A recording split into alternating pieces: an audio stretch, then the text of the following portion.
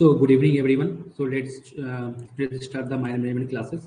So मैं आपको just एक ओवरव्यू दे देता हूँ कि हम लोग प्रीवियस क्लासेस में हम लोग इवोल्यूशन ऑफ मैनेजमेंट पढ़ रहे थे, जिसमें हम लोग प्लानिंग, ऑर्गेनाइजिंग, स्टाफिंग, ये सारे प्रिंसिपल को हम लोग ने कवर किया था. ठीक है ना. लेवल्स ऑफ मैनेजमेंट मैंने कवर कर दिया था, कितने लेवल्स ऑफ मैनेजमेंट होते हैं, इंटरपर्सनल स्किल्स क्या होते हैं. ठीक है, ये सारे चीज़ हमने कवर कर लिया था. जो भी लोग न्यू ज्वाइन किए हैं इस सेशंस में, आप लोग हमारे प्रीवियस ईयर लेक्चर्स को रेफर कर सकते हैं, जहाँ पर मैंने क्लियरली सारा चीज़ को डिफाइन किया. ठीक है ना. फिर हमने क्लासिकल थ्योरी ऑफ मैनेजमेंट, इसमें इसको समझा था, इन डिटेल्स में समझा था कि ये कब आया, कैसे आया. ठीक है, ये सारी चीज़ हम लोग ख़त्म किए थे. ठीक है ना. तो आज हम लोग न्यू टॉपिक स्टार्ट करेंगे, administrative management. Okay, administrative management में क्या होता है. ठीक है, उसके बाद ये सारे को हम लोग एक ब्रीफली हम लोग कंप्लीट करेंगे. कंप्लीट करने के बाद हम लोग फिर यूनिट 2 में आएंगे, जिसमें हम लोग mainly planning, organising, staffing, directing को हम लोग को खत्म करना है. ठीक है ना. ये सारे डिटेल्स इसके हैं, ये रहेंगे प्लानिंग में. ठीक है. सो थोड़ा आज हम लोग फास्ट कवर करेंगे, बिकॉज हम लोग का सिलेबस थोड़ा सा पीछे चल रहा है. Okay, then we have to complete it.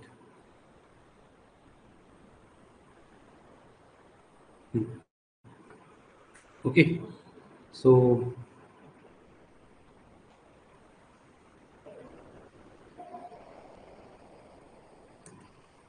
हम लोग ने पढ़ा था एडमिनिस्ट्रेशन मैनेजमेंट थ्योरी. ठीक है. सो एडमिनिस्ट्रेशन मैनेजमेंट थ्योरी क्या होता है. बेसिकली हमें एडमिनिस्ट्रेटिव का मतलब क्या होता है कि आप किसी चीज़ को कंट्रोल कर रहे हो. ओके, डिसिप्लिन मेंटेन करवा रहे हो. This theory focused on the principle could be used by manager to coordinate internal activities of organisation. Okay, मतलब आप क्या कर सको, कोऑर्डिनेट कर पाओ. क्या कर पाओ, you have to coordinate internal activities. ठीक है. फॉर एग्जांपल एक माइंस है, जहाँ पर एक ये ट्रायंगुलेशन बनाया, मतलब ये हायरार्की इसको बोलते हैं. ठीक है. जैसे टॉप में आपका ओनर, एजेंट, मैनेजर रहते हैं. फिर उसके बाद सेकंड डाउन द लाइन में production officer, blasting officer, safety officer रहते हैं. फिर डाउन द लाइन से इंचार्ज, ये लोग रहते हैं. इस तरीके से एक हायरार्की बनता है. ठीक है. तो इतने बड़े हायरार्की को प्रॉपर कोऑर्डिनेशन के लिए, ठीक है, प्रॉपर कोऑर्डिनेशन के लिए हमें क्या करना चाहिए, एडमिनिस्ट्रेशन मैनेजमेंट चाहिए. For that we need the administration management. यहाँ तक कोई दिक्कत नहीं होना चाहिए. ठीक है ना. Similarly, Henry fall, also known as the father of modern management theory, ये हेनरी फॉल ने दिया था. ठीक है. Gave a new perception of concept of management. He introduced general theory of the theory that can be applied to all the level of management in every department. The Fowler theory is practiced by the manager to organize a regular interval of organization and concentration of accomplishing the manager efficiency. Okay, so the Henry Ford developed the theory of management. According to him, business operation and organization could divide into 6 categories. तो Henry fall ने क्या किया, मतलब Henry fall ने ये देखा कि एक डिपार्टमेंट में बहुत सारे वर्क्स होते हैं. अगर मैं माइनिंग की बात करूँ, अगर लेट एग्जांपल, अगर मैं माइंस की बात करता हूँ, वेट,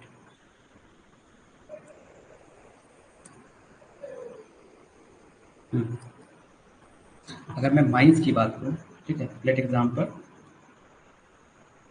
तो हमारा माइंस है. ओके, तो वहाँ इस माइंस में, ये हमारा जो माइंस है, उसमें बेसिकली क्या होता है, बहुत सारे डिपार्टमेंट होते हैं, डिफरेंट डिपार्टमेंट आते हैं. ठीक है. अब डिफरेंट डिपार्टमेंट्स के डिफरेंट स्टोर्स होते हैं. ठीक है. जैसे ईएनएम होगा. ठीक है. ठीक है, ईएनएम होगा. उसके बाद सेकेंड डिपार्टमेंट आ जाएगा तुमको प्रोडक्शन. ओके, फिर आ जाएगा एचआर, फिर आ जाएगा तुमको commercial.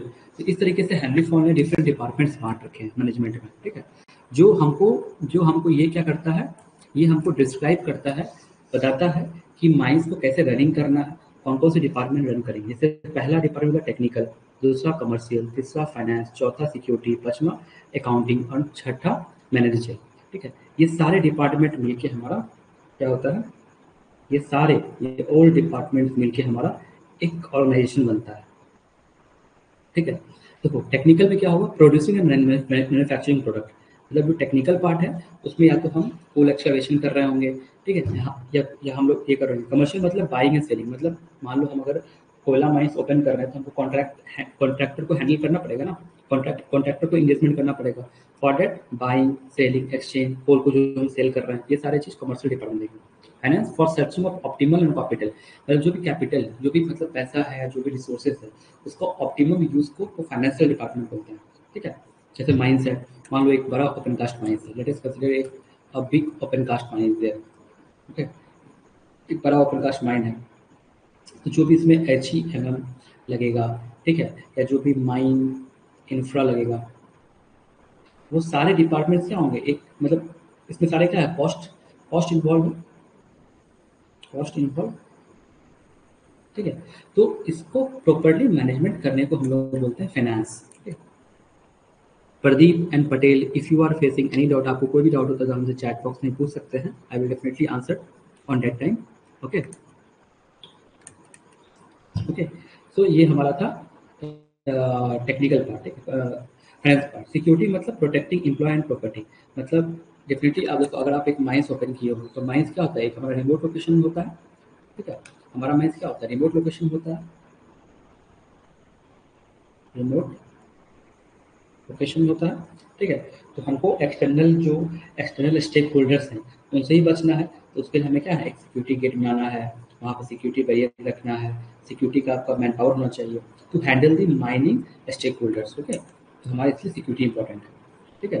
Accounting, record taking, cost profit liabilities, maintaining balance sheet and compiling studies, मतलब कि आपको अकाउंटिंग जो है, अकाउंटिंग भी बहुत ही इम्पोर्टेंट इम्पोर्टेंट रोल अदा करता है माइनिंग में। देखो, जो अकाउंटिंग डिपार्टमेंट है वो आपको पूरा, वो भी कितना निकला, कोर कितना निकला, ओबी का कॉस्ट कितना आया, कोर का कॉस्ट कितना आया, ठीक है, कितना हमारा प्रॉफिट हो रहा है, ये हमारा हिस्टोरिकल डेटा को हमारा ग्राफ में प्लॉट करता है ये अकाउंट सेक्टर, ठीक है। ये सारे को अकाउंटिंग बोलते हैं, ठीक है। मैनेजर मतलब जिसमें, अब ये जो पॉइंट है ये हमारा माइनिंग में सबसे इंपॉर्टेंट है, जो हम लोग करते हैं, ठीक है, जो फर्स्ट क्लास मैनेजर करते हैं, जो आप लोग करेंगे, जो आप लोग फर्स्ट क्लास बनने के बाद करेंगे, जितने भी मैनेजरियल पोजिशंस हैं, मैनेजरियल पोजिशंस हैं, ठीक है, ये पोजीशन जो बने हैं, ये बेसिकली इसलिए बने हैं ताकि आप पूरी माइंस की एडमिनिस्ट्रेशन को, ठीक है, कंट्रोल कर पाओ, कोऑर्डिनेट कर पाओ, कंट्रोल एंड कोऑर्डिनेशन, ठीक है। और इस कंट्रोल कोऑर्डिनेशन में आता है पहला प्लानिंग, दूसरा ऑर्गेनाइजिंग, चिंता मत करो, हम लोग सारा सारा इंडिविजुअली डिस्कस करेंगे, ठीक है। तीसरा स्टाफिंग, चौथा डायरेक्टिंग, एंड पांचवा कंट्रोलिंग, ठीक है। ये सारे 5 पार्ट आते हैं हमको, किसमें आते हैं, इसमें आते हैं planning, organising, commanding, coordinating, controlling, ठीक है। तो मैंने कंट्रोलिंग कोऑर्डिनेटिंग बोला था, इसमें डिटेल में होता है cost DC, let cost DC, planning, organising, staffing, directing and controlling, ठीक है। तो ये सारे जो थे हमारे एडमिनिस्ट्रेशन मैनेजमेंट थ्योरी में आता है, ठीक है। इन सब के आधार पे जो, आशीष प्लीज कंफर्म मी, मेरी आवाज आपको सुनाई दे रही है ना, is my voice is Audible, anyone confirm in chat box.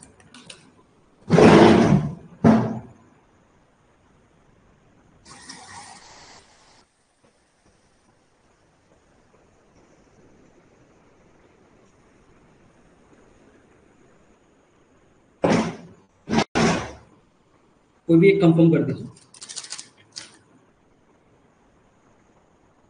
Okay, thank you, thank you, just 1 minute, I am coming ना।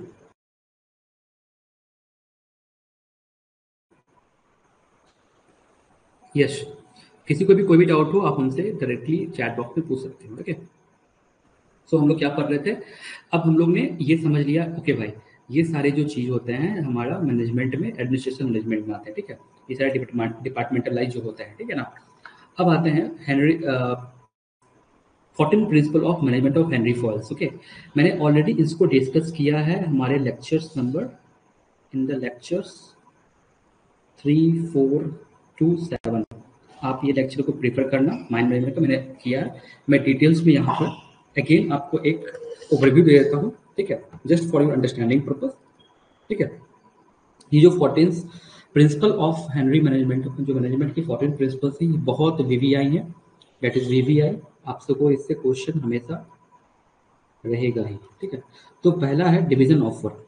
ठीक है, Henry believe that the segregation of workforce around the worker will enhance the quality of product and similarly he conclude the division of work improve productivity, efficiency, accuracy, speed of work and principle of appropriate manager as well as technical work level। देखो, पहला principal जो आपका Henry का जो पहला principal है वो क्या है? पहला principle, the first principle is division of work. ठीक है, देखो हेनरी फॉयल जो थे, आपसे अगर आपसे क्वेश्चन पूछता है हु वाज हेनरी फॉयल, तो वो क्या है, जिसने 14 प्रिंसिपल मैनेजमेंट की प्रिंसिपल दिया था, मैनेजमेंट प्रिंसिपल दिया था 14 प्रिंसिपल। ठीक है, इसमें पहला प्रिंसिपल है डिवीजन ऑफ वर्क, मतलब कि आप क्या करो, जो वर्क है ना उसको डिवाइड कर दो अमॉन्ग द ग्रुप, बहुत सारे ग्रुप 1 में, ग्रुप 2 में, ग्रुप 3 में, ग्रुप 4 में, ग्रुप 5 में, ग्रुप 6 में। ठीक है, ऊपर से बाद 3 शिफ्ट में, शिफ्ट 1, शिफ्ट 2, शिफ्ट 3, ऐसे आप डिवाइड कर दो। ठीक है, ये आपका प्रोडक्शन ग्रुप है, ये सेफ्टी ग्रुप है, ये प्लानिंग ग्रुप है, ये आपको सर्वे ग्रुप है, ये आपको सुपरवाइजर ग्रुप है, ये आपको ENM ग्रुप है, एंड देन वर्क को डिवाइड करके वहाँ पर आप काम करो। ठीक है, इससे क्या होगा, हर डिपार्टमेंट आपका 100% अगर परफॉर्म करेगा तो आपका माइंड में क्या होगा, 100% प्रोडक्टिविटी बढ़ेगी, आपकी एक्यूरेसी बढ़ेगी।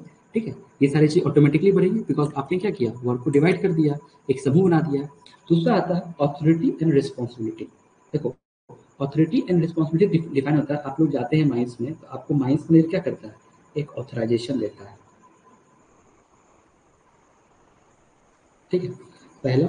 दूसरा, आपको एक रिस्पॉन्सिबिलिटी रहती है कि as per CMR, as per MMR आपको so safety protocols and safety norms को मेंटेन करना पड़ता है। ठीक है, तो second principle is the authority and responsibility. Okay, there these are 2 key aspect of management. Management का हिंदी होता है प्रबंधक। ठीक है, और प्रबंधक का 2 एस्पेक्ट होता है। ठीक है, there are 2 aspect of management. Okay, authority facilitate the management to work efficiently and responsibility make responsible to work them under guidance of leadership। देखो, ऑथोरिटी, हेनरी फॉयल ने ऑथोरिटी और रिस्पॉन्सिबिलिटी क्यों लाया, और ये हमारा CMR में, ये हमारे CMR में ऐसा क्यों हो जाता है। सेकंड जो प्रिंसिपल है, second principle is authority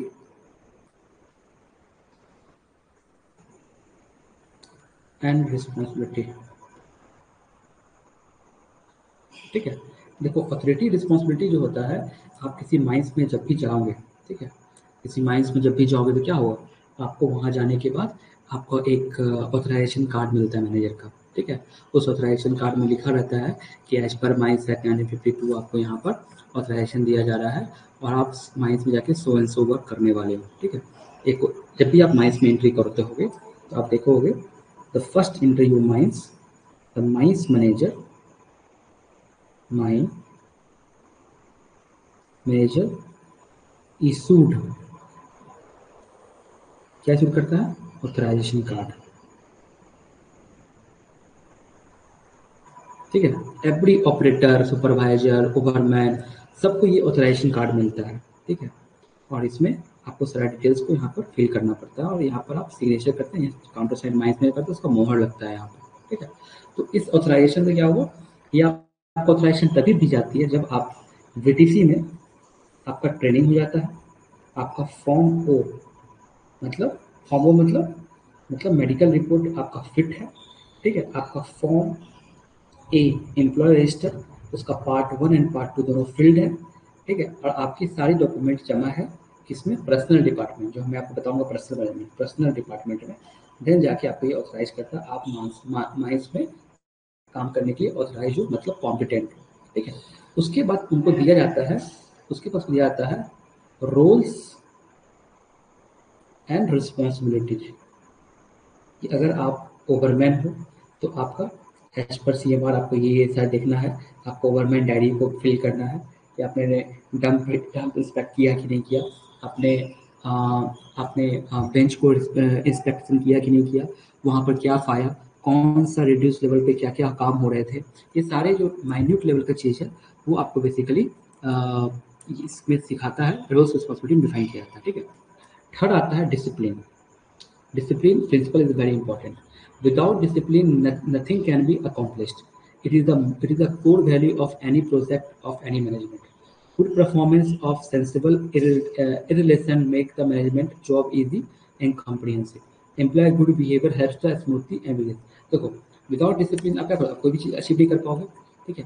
For example, why the third principle is discipline. Discipline क्यों इंपॉर्टेंट है? देखो, आप वर्कर हो तो आपको कंसिक्वेंस मैनेजमेंट पता होना चाहिए। क्या पता होना चाहिए? Consequence management. इससे क्या होगा, अगर आप मान लो कोई गलती करते हो या आप टाइम पे नहीं आते हो तो आपको क्या होगा, आपको सोकॉस नोटिस मिलता है, S1 मिलता है, ठीक है। तो सोकॉस SCN जो होता है ये आपको क्या करता है, आपके कैरेक्टर को खराब करता है, आपको दूसरी कंपनी में जॉब लेने की दिक्कत हो जाएगी, ठीक है। तो इस केस में क्या होता है, आपको डिसिप्लिन मेंटेन करना पड़ता है कि भाई अगर 9 o'clock हमको अगर शिफ्ट में आना है तो we have to come by 8 में हमको घर से निकल जाना है, 1 घंटा ट्रैवलिंग करने लगेगा, देन 9 to 6 आपको काम करना है, ठीक है। इसके बीच में 2 बजे लंच होगा, लंच करना है, तो ये टाइम आपको डिसिप्लिन सिखाता है। दूसरा आपको एम्प्लॉय बिहेवियर, एम्प्लॉय बिहेवियर ये भी सिखाता है कि हमको अच्छे वेल बिहेव करना है, ठीक है। हमको अनसेफ एक्ट नहीं करना है, ठीक है।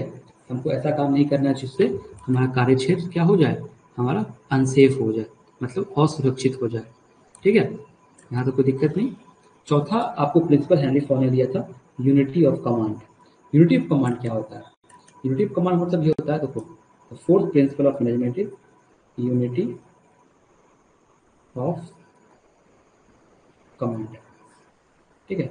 यूनिटी ऑफ कमांड में ये होता है कि फर्स्ट मतलब one employ have one boss, ठीक है। मतलब अगर मान लो एक माइंस मैनेजर है,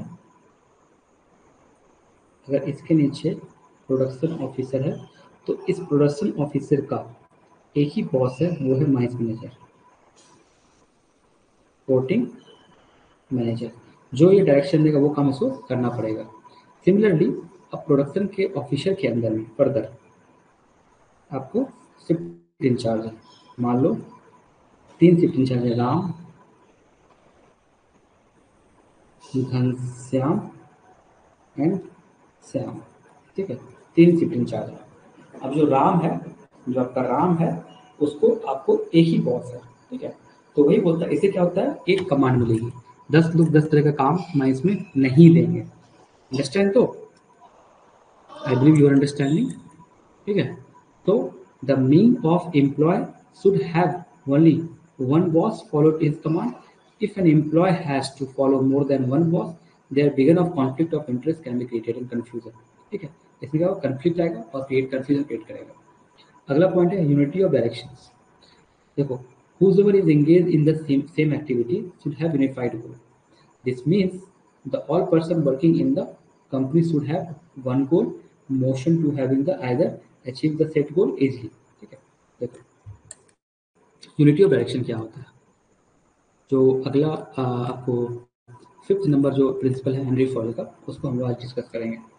तो 5th प्रिंसिपल है यूनिटी ऑफ डायरेक्शन। मान लो कि राम जो है इज वर्किंग माइन ए, जो कि हमारा एक मेटल माइन है, और इस मेटल माइंस को मुझे कहा है आयरन ओर का, ठीक है। हमको जो प्रोडक्शन टारगेट दिया गया है टॉप मैनेजमेंट से, मतलब ओनर, CMD या फिर MD या फिर डायरेक्टर से ने एजेंट को आया कि हमको production 50 million ton per annum करना है। ठीक है, तो जो हमारा एजेंट है ये आपको ट्रांसफ़र करेगा मैनेजर को, मैनेजर ट्रांसफ़र करेगा प्रोडक्शन मैनेजर को, प्रोडक्शन मैनेजर करेगा प्लानिंग को, प्लानिंग करेगा आपको ये करेगा फर्दर करेगा शिफ्ट इंचार्ज को, प्लानिंग करेगा अपने प्लानिंग टीम को। ठीक है, तो एक डायरेक्शन में the unity of direction will be same, that is इसका भी एम 50 मिलियन टन है, इसका भी एम 50 मिलियन टन है, इसका भी एम 50 मिलियन टन है। अगर सब लोग का एम सेम रहेगा तो हमारा गोल अचीव होगा ही होगा ऑर्गेनाइजेशन में। ओके, इसको हम लोग क्या बोलते हैं, यूनिटी ऑफ डायरेक्शंस। ओके, मतलब एक मैनेजमेंट में एक डायरेक्शन रहना। ठीक है ना। अब 6 नंबर आता है सब ऑर्डिनेशंस ऑफ इंडिविजुअल इंटरेस्ट।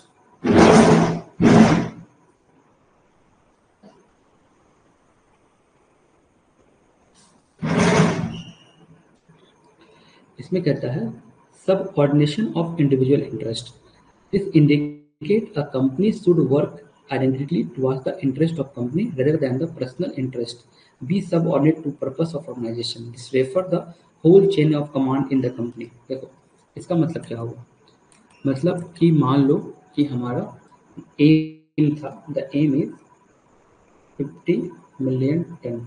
ठीक है, और इसके हिसाब से अगर इसको आप 12 से डिवाइड कर दोगे, ठीक है, कितना होगा 25/6, तो 4.18 आएगा लगभग। ठीक है, तो मतलब 4.18 मिलियन टन पर मंथ करना है। ठीक है, ये हमारा टारगेट है। मान लो लेट एग्जांपल इसको मान लो 4.2 मिलियन टन पर मंथ करना है। ठीक है, तो आपका गोल था मंथली, मान लो आप एक नाइट में काम करते हो, मंथली टारगेट था 4.2 मिलियन टन पर मंथ। ठीक है, और आपका जो प्रोडक्शन ऑफिसर है वो आपका प्लानिंग में को ध्यान नहीं देना है। क्यों? क्योंकि ही इज लेजी। लेजी मतलब एक्स एम्प्लॉय है, थ्योरी एक्स एम्प्लॉय है। आपको बताऊंगा थ्योरी एक्स क्या होता है। वैसा एम्प्लॉय जिसको काम करने के लिए हमको रिवॉर्ड और पनिशमेंट देना पड़ता है। ठीक है, वो काम अपने मन से नहीं करते हैं। ठीक है, एज पर मैं बताऊंगा आगे आपको इसको। तो इससे इस केस में जो हमारा प्लानिंग टीम है वो इसको बाईपास करके हमारा सुपीरियर ऑफिसर्स को बताएगा कि सर हमारा प्लानिंग सही है, इससे हम लोग 4.2 मिलियन तक नहीं पहुंच पाएंगे। तो इसका क्या मतलब, पर किसी का पर्सनल इंटरेस्ट नहीं चलेगा ऑर्गेनाइजेशन में। ठीक है, किसी का पर्सनल इंटरेस्ट ऑर्गेनाइजेशन में नहीं चलेगा। हमारा जो ऑर्गेनाइजेशन के लिए बेनिफिट होगा, टीम के लिए बेनिफिट होगा, कंपनी के लिए बेनिफिट होगा, वो काम होना है। ठीक है, इसीलिए बोलता है अगला प्रिंसिपल है सब ordination of the individual interest. यहाँ तक कोई दिक्कत? आप लोगों को कोई डाउट भी आ रहा है कि मतलब सिर्फ आप लोग सुन रहे हो? Are you anticipated any kind of doubt? You can ask me now in the comment box. Anil, Pradeep, Ashish Patel, please write in chat box are you understanding और नॉट। आप समझ रहे हो या नहीं समझ रहे हो?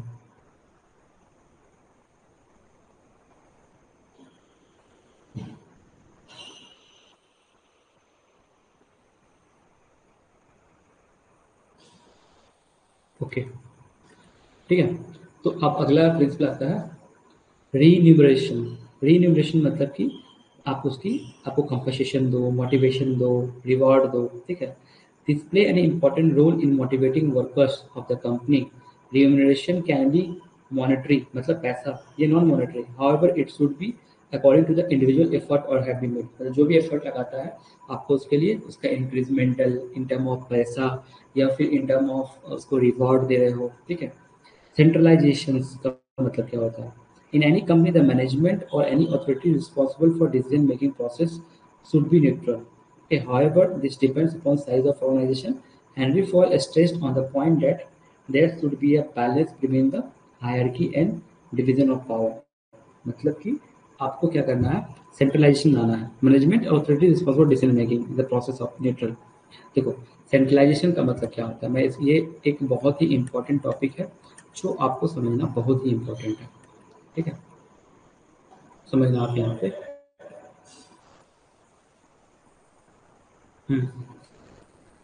पहला इसमें दो वर्ड आता है, दो प्रिंसिपल है। The first principle is centralisation.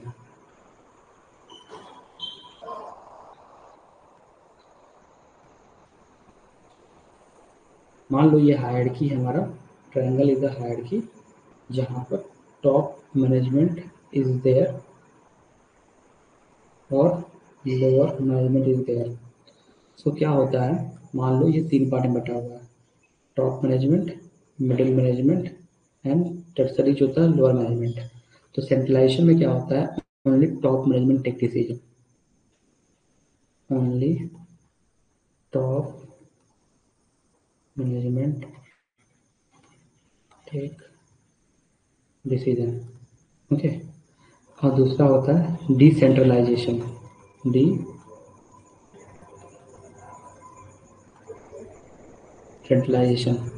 इसमें क्या होता है बेसिकली, ठीक है, इसमें भी क्या होता है, टॉप मैनेजमेंट, मिडिल मैनेजमेंट और लोअर मैनेजमेंट। तो इसमें क्या होता है, जो टॉप मैनेजमेंट होता है with the help of authorisation and delegation of authority, मतलब अपनी पावर्स को सब ऑर्डिनेट को दे देना। तो इसमें लोअर और मिडिल मैनेजमेंट डिसीजन लेते हैं साइड पे, आपके प्लान को को डिसेंट्रलाइजेशन करते हैं, ठीक है। तो इसमें क्या होता है सेंट्रलाइजेशन में, इसमें क्या होता है higher the power of top management, और इसमें क्या होता है, इसमें lower the power of top management and increase the power of lower management. Okay, ये बोला जाता है, ठीक है ना। यहाँ पे कोई दिक्कत नहीं, तो वही लिखा हुआ है इसमें, ठीक है ना। अब आता है देखो डिसेंट्रलाइजेशन नीचे होगा नहीं, I don't know why it is not there, but decentralisation और सेंट्रलाइजेशन का मतलब ये होता है। पटेल आशीष प्रदीप समझ आ रहा है? Please please write in chat box.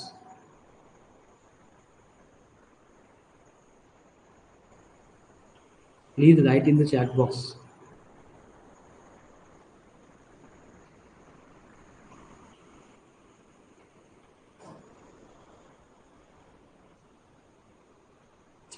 Okay, thank you Ashish, मतलब समझ आ रहा है आप लोगों को, ठीक है। नाइन्थ प्रिंसिपल जो है वो है स्केलर चेन। देखो, fall on the principle of highlight the hierarchy step should be form on top to lower, ठीक है। फॉर्म फॉर्म क्या बोला, हैंडी फॉर्मूला के ऊपर टॉप से लेके लोअर लेवल चेन होना चाहिए। This is necessary to every employee know their immediate seniors and should be able to contact if needed. मतलब और सभी लोगों को क्या होना चाहिए, एक ही लोग को रिपोर्ट करेगा और वो अपने बॉस से उसको जानेगा, ठीक है। अब आता है ऑर्डर। ऑर्डर मतलब company should maintain A well defined work order, have a favourable work culture, the positive atmosphere work place boost the positive productivity. मतलब जो ऑर्डर मतलब कि आपको वेल डिफाइंड वर्क है, जो आपको KPI है, की परफॉर्मेंस इंडेक्स जो है वही करना, ठीक है ना। अब बता equity, employees should treated equally respect and respectfully, it is responsibility of manager no employee fact discrimination. Discrimination मतलब जितने भी एम्प्लॉय हैं सबको आपको इक्वली एक्शन एक्टिव लिखना है, ठीक है ना। अब आता है stability. What is stability, an employ delivers is the best और the feel secure their job, it is duty of management to offer job security of their employ, ठीक है। मतलब आपको क्या करना है, स्टेबिलिटी लाना है, ठीक है, ताकि आपका जॉब स्टेबिलिटी बना रहे। इनिशिएटिव क्या होता है, the management should support encourage employee to make initiative in the organisation, it will help to increase the interest to make the worst, ठीक है ना। इस इंटरेस्ट से क्या होगा, आपको इनिशिएटिव लिया जाएगा, ठीक है। स्क्रिप्ट डी कॉर्प मतलब क्या होता है कि आपको वहाँ पर अच्छा इन्वायरमेंट क्रिएट करना है, सपोर्टिव इन्वायरमेंट क्रिएट करना है, ठीक है। Okay okay, thank you. आपको क्या करना है, सपोर्टिव इन्वायरमेंट क्रिएट करना है, इसे लिखा हुआ है स्क्रिप्ट द स्टॉक, ठीक है। सो इसमें लिखा हुआ it is the responsibility of management to motivate their employee and be supportive to each other regularly, developing trust manual understanding will lead to positive outcome and work environment, ठीक है। मतलब इसमें positive outwork and work environment बनाने के लिए यहाँ पर split D crops बोलता है, ठीक है। अगला आता है limitations of bureaucratics and administration management. इसके लिमिटेशंस क्या क्या होते हैं, देखो, Weber theory destroys the individual creativity, flexibility, responsible for complex change in the environment. Classic theory ignores the importance of organizational behavior theory, does not, ठीक है ना, fail to consider the external internal environment, मतलब ये सारे limitations होते हैं, ठीक है ना। अब आते हैं contribution of non new classical theory. देखो ये हमारा जो अभी 14 पर है, मैंने आपको सिर्फ स्लोली स्लोली इसलिए समझाया बिकॉज ये से क्वेश्चंस बनते हैं, ठीक है। नाउ अब जो हम पढ़ रहे हैं ये थ्योरेटिकल पार्ट है, जस्ट आपको नॉलेज में होना चाहिए, कॉन्सेप्ट क्लियर होने के लिए, ओके। अब बोलते हैं contribution of new classical theory. What is new classical theory, अपने आप पिछला लेक्चर देख लो, समझ जाओगे। New classical theory made significant contribution understanding the human behaviour. इसमें क्या होता है, न्यू क्लासिकल थ्योरी में क्या करता है, हमारा इंसान का, मैन या जो भी इंसान वर्कर माइंड्स में काम करते हैं, इसके बिहेवियर को समझने को हम लोग बोलते हैं तरीके को neoclassical theory. Okay, it has generated awareness and well-being role of human factor of industry, मतलब इसमें ह्यूमन फैक्टर कैसे रोल अदा करता है, कैसे रोल अदा करता है माइनिंग में, तो वहाँ पर कैसे काम हो रहा है, वर्कर का साइकोलॉजी क्या इफेक्ट पड़ता है, ये सारी चीज़ हम लोग न्यू क्लासिकल थ्योरी में जान पड़ेंगे. Okay, this is approach has given idea and technique better understanding of human behaviour. इसमें हम लोग क्या करते हैं, अच्छा ह्यूमन बिहेवियर का बेटर अंडरस्टैंडिंग समझते हैं. ठीक है, the basic features of new classical theory है, पहला the business organisation is social system. आपको बिजनेस ऑर्गेनाइजेशन में सोशल सिस्टम लाना है, मतलब कि डेमोक्रेटिक सिचुएशन, मतलब लोग अपने खुल के डिसीजन ले पाए, खुल के काम कर पाए, ऐसा नहीं वो प्रेशर में काम करे, ऐसा कुछ नहीं करना. ठीक है, human factor is the most important element of the social system. It is related to importance of social psychological factor determine the worker productivity satisfaction. आप जितना वहाँ पर सोशल रखेंगे, जितना अच्छा एनवायरमेंट रखेंगे, उतने अच्छे से माइंस में काम होगा. ओके, ज़्यादा आप टोकेंगे, ज़्यादा लोगों को आप मतलब लुक आफ्टर करेंगे, तो वहाँ पर क्या काम आपका डिले होगा बेसिकली. ओके, तो वैसा नहीं करना है. ओके, अगला है contribution of Elton Mayo to development of management thought. Okay, देखो एल्टन मोयो जो था 1980 से लेकर 1949 तक रहा, ये रिकमेंड किया the father of human relation school. ठीक है, इसको बोलते हैं ह्यूमन रिलेशन स्कूल को फादर बोलते हैं. He introduced the human relation approach management thought. देखो एल्टन मोयो था उसने क्या किया, अभी जो हमारा आप लोग सभी कंपनी, बड़े बड़े कंपनी में काम करते हो, वहाँ पर एक डिपार्टमेंट होता है, उसको बोलते हैं ह्यूमन रिसोर्सेज डिपार्टमेंट. क्या बोलते हैं, human resources department. Human resources department. क्या ये डिपार्टमेंट क्या करता है, ये डिपार्टमेंट आपको ह्यूमन का मानसिकता को पढ़ता है. ठीक है, और उससे कैसे काम करवाना है, कैसे मोटिवेट रखना है, उसको करता है. तो एल्टन मोयो जो था वो बहुत सारा, इसको बोलता है father of human relation school.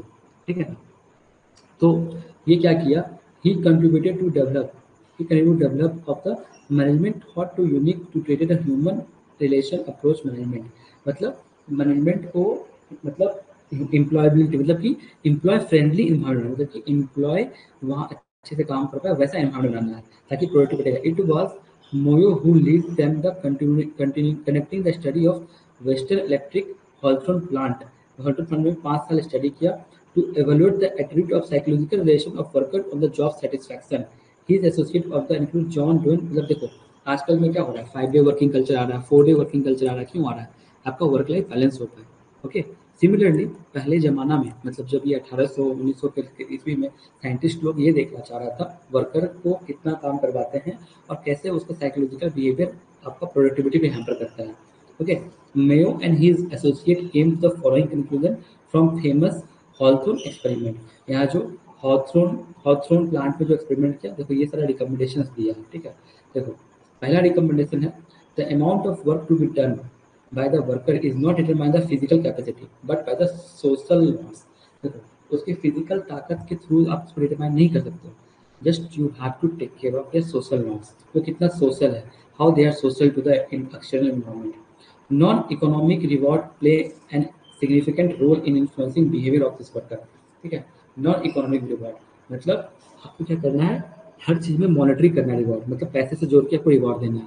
आप कुछ कागज का टुकड़ा या सर्टिफिकेट दोगे तो उससे लोग मोटिवेट उतना नहीं होता है वर्किंग एनवायरमेंट में, ऐसा बोला जा रहा है. Generally the worker do not react individuals but members on groups. ठीक है, वर्कर जो होता है वो रिएक्ट नहीं करता है बट ग्रुप का मेंबर्स करता है. ठीक है, informal leaders play an important part of setting the enforcing of the group. जो इंपॉर्टेंट लीडर्स होते हैं वो आपको सेट करते हैं. ये सारा एक ब्रीफ में बताया, ये हमारे सिलेबस में नहीं है, जस्ट आपके नॉलेज में है. ठीक है, उसके बाद इल्यूमिनेशन एक्सपेरिमेंट आया. ओके, इसमें it was done to determine the effect of level of illumination worker productivity. मतलब आप जो लाइट है वो लाइट जितना अच्छा है उतना अच्छा काम होगा. ठीक है, an experiment, 2 group female worker located into separate room and each group performing the same task and the room equally illuminated the same the room temperature and slowly the condition were changed mark the productivity. After the period of 1.5 year it concluded that illumination doesn't affect the productivity. मतलब इसमें क्या 1 साल 1.5 साल काम करने के बाद illumination से कोई इफेक्ट नहीं पड़ा. ठीक है, रिले असेंबली मतलब शिफ्ट ड्यूटी यहाँ पर स्टार्ट हुआ. ठीक है, मास इंटरव्यू प्रोग्राम. मास इंटरव्यू प्रोग्राम क्या था, देखो ये सब क्या, ये सब इवोल्यूशन है. ये मतलब इवोल्यूशन मतलब कैसे मैनेजमेंट उभर रहा है, कैसे मैनेजमेंट बन रहा है, मैनेजमेंट थोड़ी कहाँ से आया. ठीक है, ये सारे आप चीज़ों को जैसे जैसे हो यहाँ से आपको फिर आपके सारे टॉपिक्स आ जाएंगे जो आपके सिलेबस में है. ये जो मैं आपको पढ़ा रहा हूँ ये आपके सिलेबस में नहीं है, मोयो नहीं है। लेकिन अगर आप इसको थोड़ा मोड़ा जान लेते हो, ओवरव्यू जान लेते हो, तो ये आपको हेल्प करेगा आगे की थ्योरी समझ। जैसे मॉस्लो मॉस्लो थ्योरी अपने सब्जेक्ट का पार्ट है, उसका सारे क्वेश्चन हमारे सब्जेक्ट के पार्ट है, ठीक है। तो ये सारी चीज़ें हम लोग से कंटिन्यू करेंगे। एनी डाउट यहाँ तक, किसी को कोई डाउट?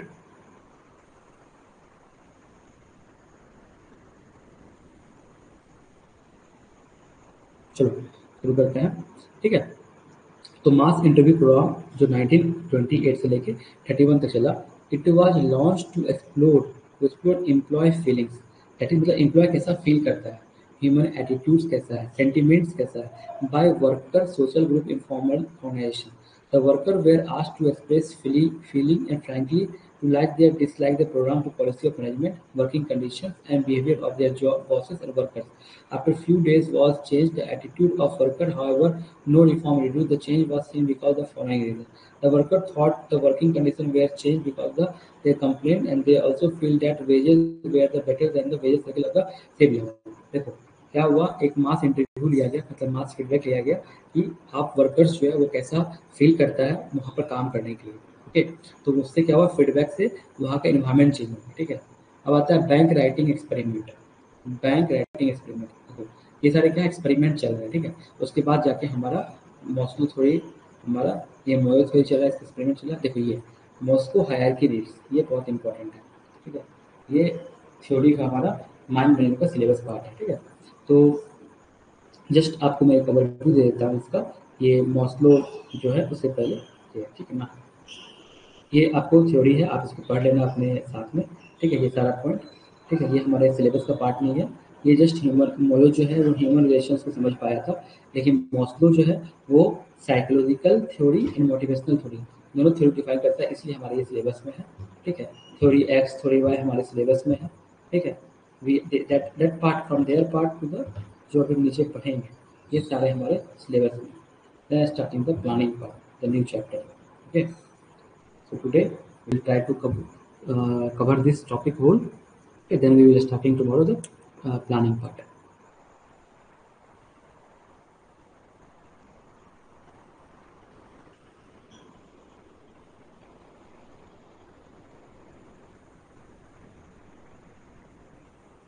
प्रदीप, आपका सिलेबस जो है आपको मतलब अपलोड कर दिया गया, आप एक बार जाके देख लो वहाँ पे, ठीक है।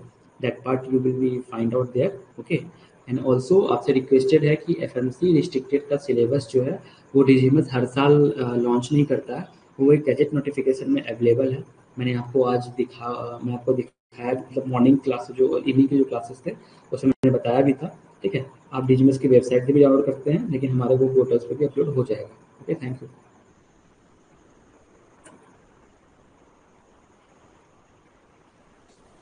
So any doubt? I am giving you 1 minute to ask any doubt if you are facing. To watch the complete video, download Mining Gyan 2.0 app from the Play Store and enjoy seamless learning with Mining Gyan 2.0.